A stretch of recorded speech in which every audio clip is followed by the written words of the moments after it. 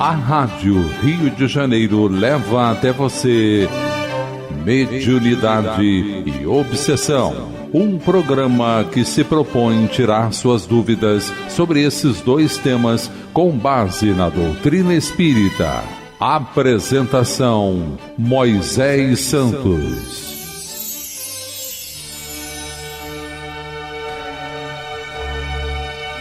Caríssimos ouvintes da Rádio Rio de Janeiro, eu sou Moisés Santos e este é o programa Mediunidade e Obsessão. Vamos dar continuidade aos nossos estudos da apostila da Federação Espírita Brasileira, Mediunidade, Estudo e Prática, volume 1. Estamos abordando a vida no plano espiritual, programa 1, módulo 4, tema 1. Vamos dar continuidade hoje ao tema abordado a desencarnação. Subitem Mecanismos da Desencarnação. A transição do plano físico para o espiritual. Esta acontece, como foi dito, com o desligamento dos laços perispirituais e, quando se completa, o moribundo encontra-se em estado de inconsciência. O processo de transição pode ser mais ou menos duradouro, segundo as condições espirituais do desencarnante e o gênero de morte. Então, meu caro ouvinte, esse processo, comum a todos nós, o retorno à pátria de espírito, vai acontecer com esses desenlaces das conexões das células perispirituais com o corpo físico. E se o duplo etérico extinguiu-se totalmente, então teremos uma libertação favorável. Mas como se dá esse processo de perturbação no momento do desencarne, meu caro ouvinte? Vamos esclarecer este conceito. Esclarecendo conceitos. Na passagem da vida corpórea para a espiritual, produz-se ainda um outro fenômeno de importância capital, a perturbação. Nesse instante, a alma experimenta um torpor que paralisa momentaneamente as suas faculdades, neutralizando, ao menos em parte, as sensações. É como se estivesse num estado de catalepsia, de modo que a alma quase nunca testemunha conscientemente o derradeiro suspiro. Dizemos quase nunca, que há casos em que a alma pode contemplar conscientemente o desprendimento. A perturbação pode, pois, ser considerada o estado normal no instante da morte. Sua duração é indeterminada, variando de algumas horas a alguns anos. À proporção que se liberta, a alma encontra-se numa situação comparável à de um homem que desperta de profundo sono. As ideias são confusas, vagas, incertas. Vê como que através de um nevoeiro, aclarando-se a vista pouco a pouco, e despertando a memória e o conhecimento de si mesma. Esse despertar, contudo, é bem diverso, conforme os indivíduos. Nuns é calmo e cheio de sensações deliciosas. Noutros é repleto de terrores e de ansiedades, qual se fora horrível pesadelo. Esse trecho, meu caro ouvinte, foi retirado da obra O Céu e o Inferno, de Allan Kardec, em sua segunda parte, o capítulo 1, item 6. Visão panorâmica e retrospectiva. Esta visão permite ao desencarnado reviver, com detalhes, os pensamentos marcantes que tivera e atos cometidos na existência que ora finda.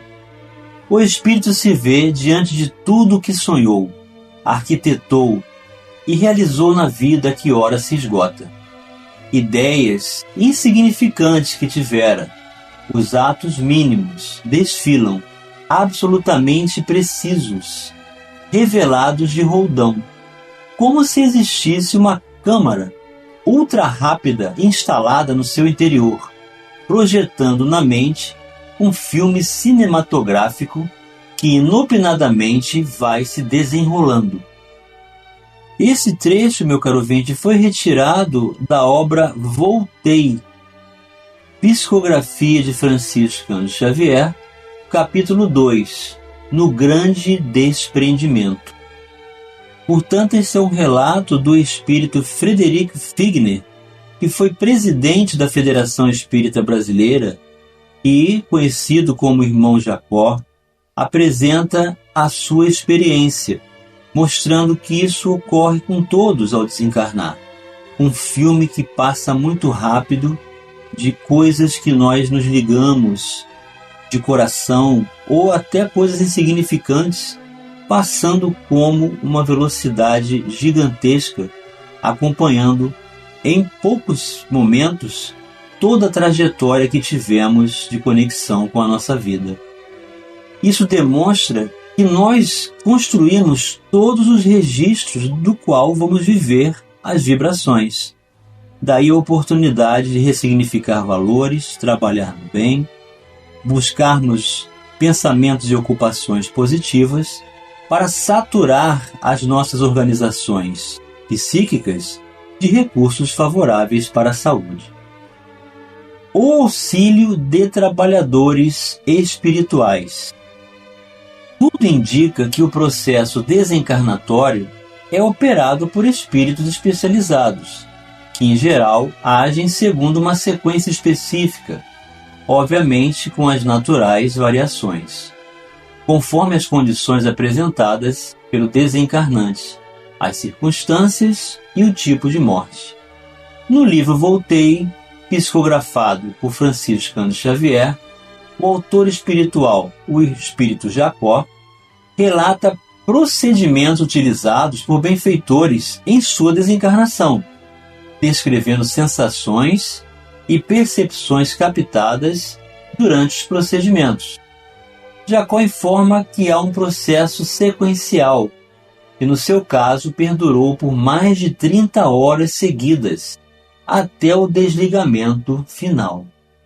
A sua desencarnação teve início com a paulatina perda da força física, associada a alterações no sistema respiratório, quando foi envolvido por emoções descontroladas e alguns sinais de aflição.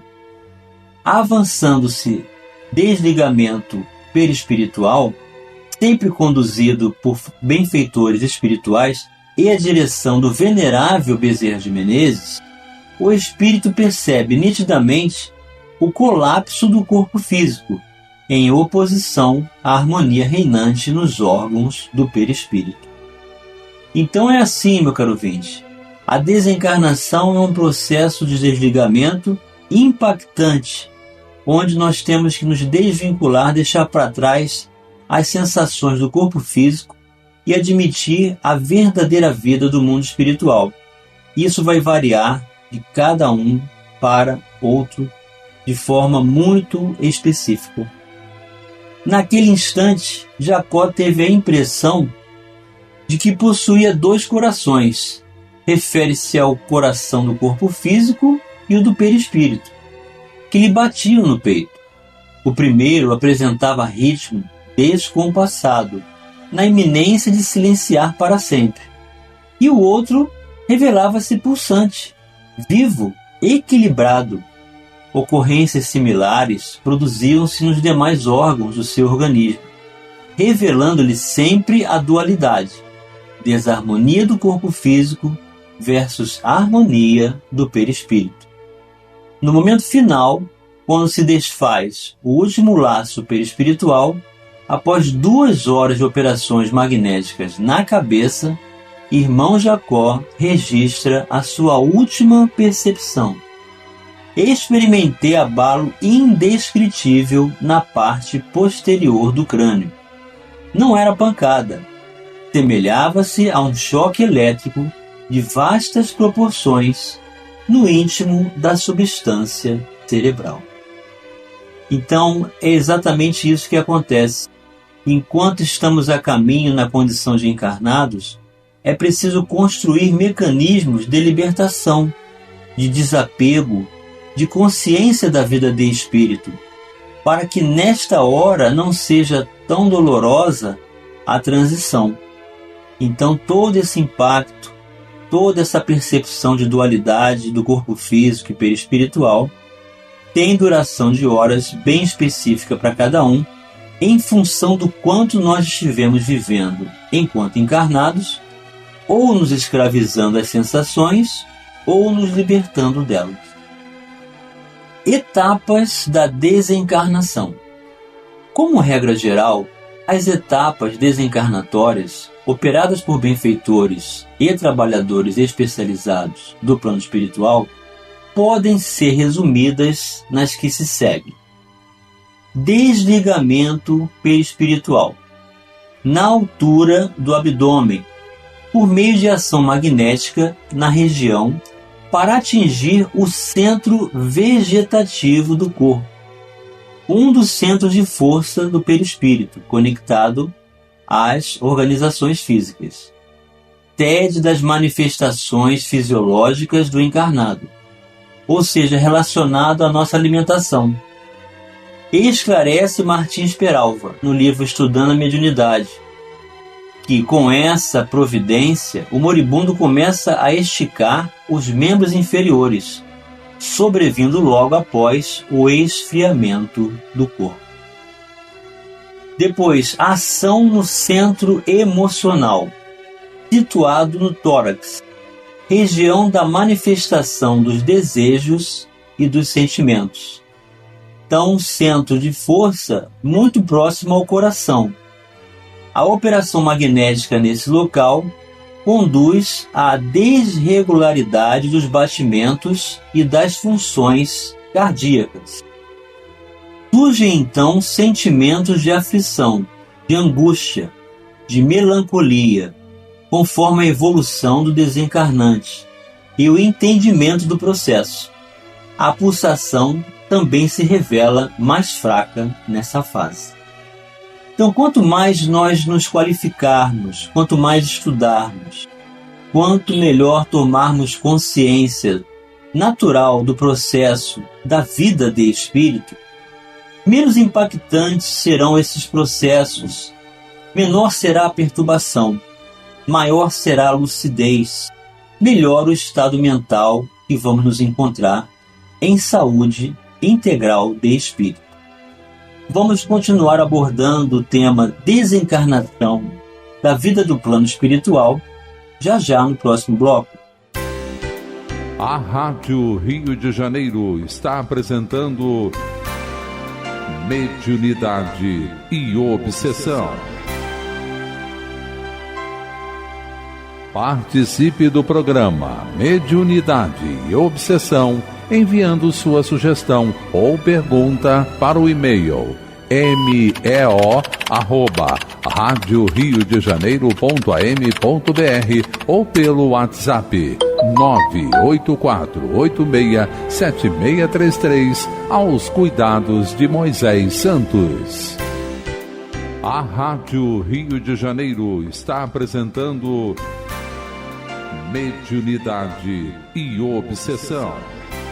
Apresentação: Moisés Santos. Caríssimos ouvintes da Rádio Rio de Janeiro, voltamos agora para o segundo bloco do nosso programa de hoje, em que estamos dando continuidade ao processo da desencarnação, o desligamento do espírito, o desvínculo perispiritual com todas as células do corpo físico, no momento da grande transição de passagem de retorno à pátria de espírito, portanto a vida no mundo espiritual. Estamos abordando o item etapas da desencarnação. Já falamos sobre o desligamento perispiritual, que se estabelece no centro de força situado sobre o centro vegetativo, na altura do abdômen, na ação no centro emocional, relacionado ao sentimento, portanto a qualidade dos nossos sentimentos, vão determinar esta libertação desse centro de força. E agora, dando continuidade, a atuação na região do cérebro, onde se encontra o centro mental, sede da recepção e transmissão dos impulsos e comandos do espírito. Martins Peralva, na obra citada, explica que o trabalho dos obreiros, nesse local específico, começa na fossa romboidal, assoalho do quarto ventrículo do cérebro, que é uma cavidade situada na face posterior das estruturas nervosas do encéfalo, denominadas bulbo e protuberância. A atuação na fossa romboidal provoca efeitos imediatos na respiração e no sistema vasomotor, conduzindo a pessoa ao estado de coma ou de inconsciência. Então os espíritos vêm nos deixar bem claro que toda a organização física, a estrutura do corpo material, representa-se um estado do nível de matéria da qual o espírito está vinculado, e que a matéria independe do espírito. Portanto, o cérebro, meu caro ouvinte, apesar da sua grande complexidade, toda a sua estrutura de condição de transmissão, ela não é a origem do pensamento, não é a fonte do exercício da vontade, e sim apenas um veículo de manifestação que está organizando e conectado a todas as funções do corpo físico. E por último, a ação final do sistema nervoso central, na parte posterior do cérebro, com o desatamento do principal laço perispiritual, que mantém firmemente unidos o perispírito e o corpo físico. E então conclui-se a desencarnação. Todos esses relatos foram retirados do livro de Martins Peralva, Estudando a Mediunidade, em seu capítulo 34. Aliás, Martins Peralva trata nesta obra a abordagem do livro Nos Domínios da Mediunidade, em que há uma descrição de condução da desencarnação e atuação da mediunidade em equipes de trabalhadores do mundo espiritual, junto a reuniões de desobsessão e trabalhos da casa espírita, tais como do passe de tratamento. Então, meu caro ouvinte, todas essas percepções, todas essas informações nos trazem o respeito ao equilíbrio mental nas percepções psíquicas relacionados às manifestações do corpo físico. O Espiritismo entende que a percepção ocorre na mente do espírito, encarnado ou desencarnado, que utiliza respectivamente o perispírito como mediador do processo e os órgãos físicos como executores. Então, a individualidade de espírito, na sua característica de imortalidade, permanece com todas as características, seus pendores, todos os processos necessários a serem realizados, conquistados, toda a bagagem que já adquirimos enquanto estamos encarnando e desencarnando inúmeras vezes. Emmanuel esclarece: é no mundo mental que se processa a gênese de todos os trabalhos da comunhão de espírito a espírito. Sim, meu caro ouvinte, a verdadeira vida é a nossa vida mental, o mundo mental que vivemos na intimidade. Daí procede que a necessidade de renovação idealística, de estudo, de bondade operante e de fé ativa, se pretendemos conservar o contato com os espíritos da grande luz. Então, todo esse propósito de trabalho do bem, do amor, que nós realizamos nos nossos núcleos de trabalho espiritual, na casa espírita, ou em outras denominações religiosas, onde se realiza o bem, porque onde houver justiça, amor e caridade, aí estará o Mestre Jesus, meu caro ouvinte. mesmo que o seu nome não seja pronunciado. Então o bem pode ser realizado em toda parte, desde que se tenha a proposta de fazer ao outro aquilo que gostaríamos que fizesse para nós. E essa convivência com os espíritos da grande luz depende de nos engajarmos nesse processo voluntário, de coração, usando a nossa decisão para estabelecermos o compromisso com o trabalho do bem. Precisamos compreender que nossos pensamentos são forças, imagens, coisas e criações visíveis e tangíveis no campo espiritual. Energia viva, o pensamento desloca em torno de nós, forças sutis, construindo paisagens ou formas e criando centros magnéticos ou ondas, com os quais emitimos a nossa atuação ou recebemos a atuação dos outros. Então a mente é esse órgão do espírito, que na mesma condição que emite já estabelece o mesmo teor da receptividade. Passamos então das nossas escolhas as melhores oportunidades de ações e atitudes, da nossa palavra, o uso digno do respeito, da oportunidade da convivência, da tolerância, do amor ao próximo. E assim estaremos sempre qualificados para recebermos toda essa energia dos benfeitores que desejam o nosso bem-estar, a nossa conquista, a nossa realização e sucesso nas nossas encarnações, para que a desencarnação seja muito saudável, meu caro ouvinte. E chegou o momento de você receber a mensagem ao seu coração. Mensagem ao coração. Do livro Linha 200, Psicografia de Francisco Cândido Xavier, pelo Espírito Emmanuel, o capítulo 20, A Chegada. Como podes precisar o momento que te assinalou a entrada no mundo? Não podes ignorar que uma hora surgirá em que deves sair dele. Não ouvides que o minuto de volta será minuto de ajustamento na contabilidade da vida.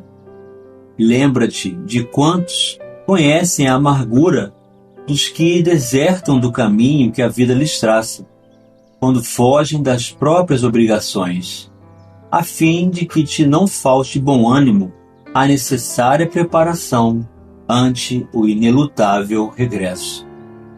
O operário que lesa a oficina do próprio pão, o homem representativo que cai no suborno e o estudante frustrado, após longo tempo de esperança e lição, ofertam no desespero que os martiriza singela imagem de quantos se retiram do plano físico, desalentados e irredimidos, carregando em si mesmo o fardo do tempo perdido, quando não sorvem a cada instante largas taças de fel que a incompreensão de parentes e afeiçoados lhes impõe, à face dos problemas e aflições que deixaram na retaguarda. Legiões enormes de semelhantes aprendizes vagueiam sem rumo, tolerando os golpes que lhes são desfechados por lares e tribunais, em que se congregam familiares e amigos a lhes reclamarem a exação dos compromissos que desprezam, acreditando-se impunes.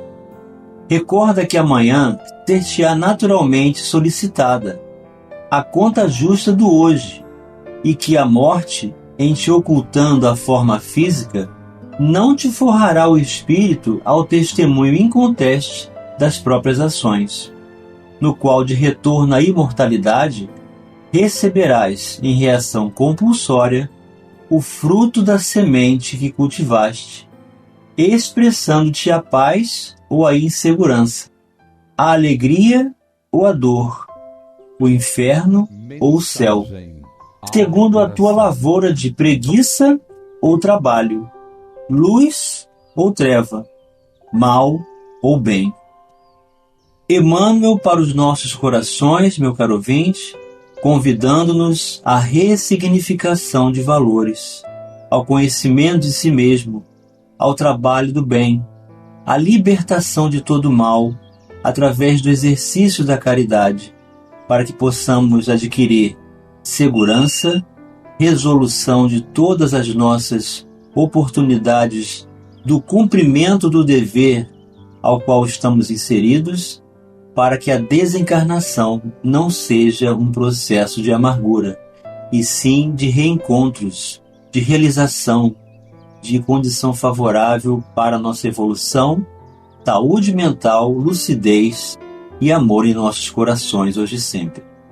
Um grande abraço e até o próximo programa. A Rádio Rio de Janeiro apresentou Mediunidade e Obsessão.